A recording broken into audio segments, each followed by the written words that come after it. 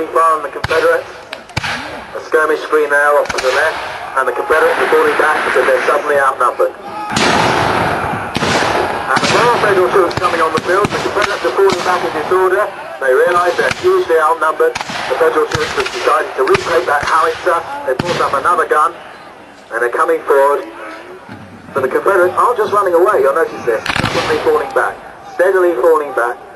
Not just running, but giving ground, dragging them, firing as they go. They're hugely outnumbered. They can't hold their position. Confederate reinforcements coming on now, another company. They run onto the field at the double quick. They deploy into line, and they brought a cannon with them, so the Confederates have now got some artillery. So, the odds are much more even now.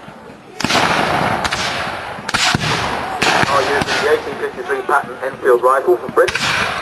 Most of the Union will probably be using the US manufactured Springfield rifle, but they're very, very similar muskets. They're just like muskets you saw in the English Civil War back earlier, only updated. Oh, look at this, a Union attack! The Confederates falling back! Wow.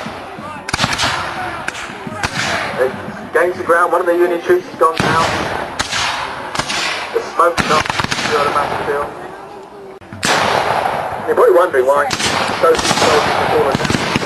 It's simply because most of these troops are enthusiastic volunteers. Only the veterans are the good shots. Any raw troops, they have to hope for the shots. Despite the fact these guns are quite accurate. Another Confederate company comes on the field, a third rebel company, coming on at double quick, led by their officer. Battle flag of the Army of Northern Virginia, flying at the rear there. Every age of soldier there, from 16 to 60. If you can stand up and fire a musket, you're okay to join the Confederate Army, because they're so outnumbered they need absolutely everybody.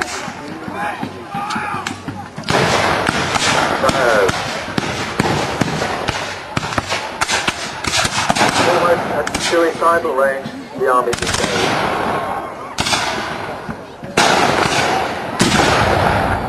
The cannons are firing each other, because they have an option of firing a tin of musket balls called A-shot, which can simply murder everything fired. Look at that smoke, really starts to drift out now, it's less windy than it was. Confederates moving forward, Federals retiring. Lots going on the battlefield, lots of movement, and each side seeks to take the most tactically useful position. More Federal troops coming on the field now. These are either new troops or those earlier troops that ran away and managed to pull back into the battle. So more Yankee troops coming. They run onto the field, all their battle lines.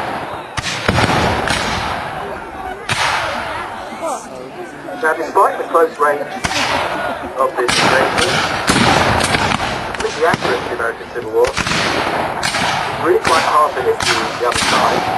The soldiers aren't backward at being mastered. They're quite happy to blaze away and shoot in the approximate range, the approximate direction of the enemy, and hope they hit something.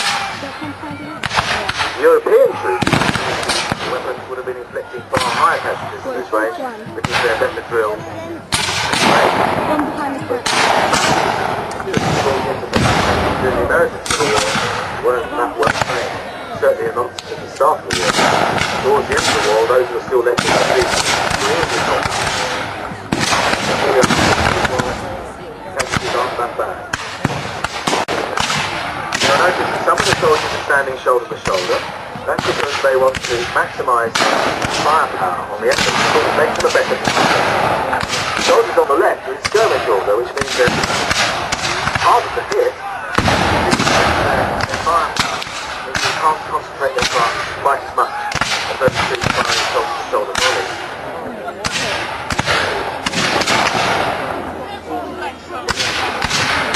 Federal troops are now running over to the left flank, and they've been relieved by the two companies. Not to stop it.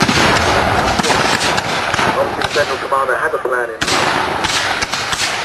The Confederates, on the other hand, still trying to move up to their position. Now, who will use supporters in the American Civil War? Well, half of Britain supported the Union.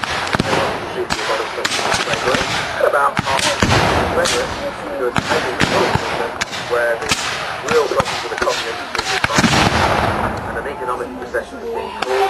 So the workers were suffering, naturally enough, blame the Union for blocking and blocking attempts to drive the Confederates.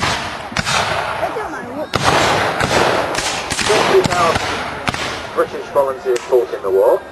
English, Scots, Irish as well. 50,000. It's quite a high proportion of about just under a million men in Now, because the troops are largely enthusiastic volunteers, sometimes they don't realise they're close to the enemy, or that they're losing the battle. And they just stand there and blaze away. Sometimes they'll stand and blaze away in close range until they run out of ammunition. They can take horrendous casualties without falling back. Professional troops, when forced to suffer heavy casualties, would retreat. But American Civil War troops tend to accept very heavy casualties. In some battles, they can lose back in half their men. Still quite right.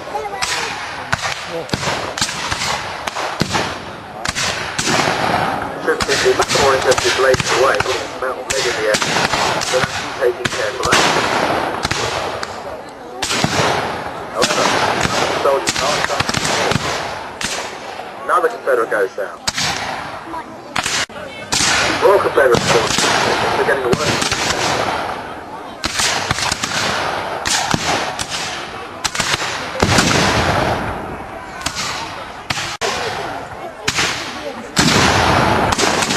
Another cannon shot. Very effective, this artillery today. They're not just firing solid round cannonballs.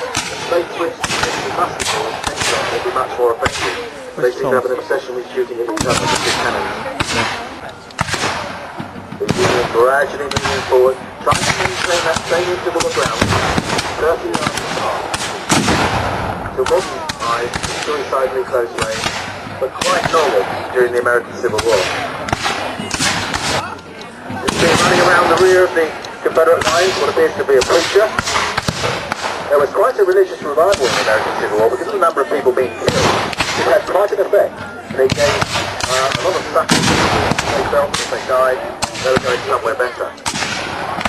So preachers were actually very important to these soldiers.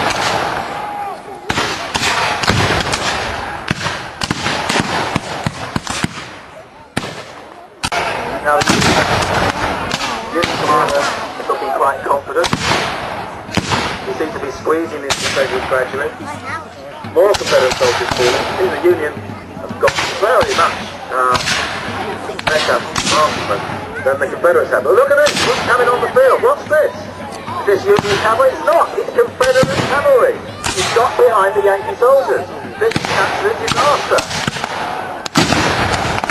And the Confederate cavalry is shooting down the Union gunners.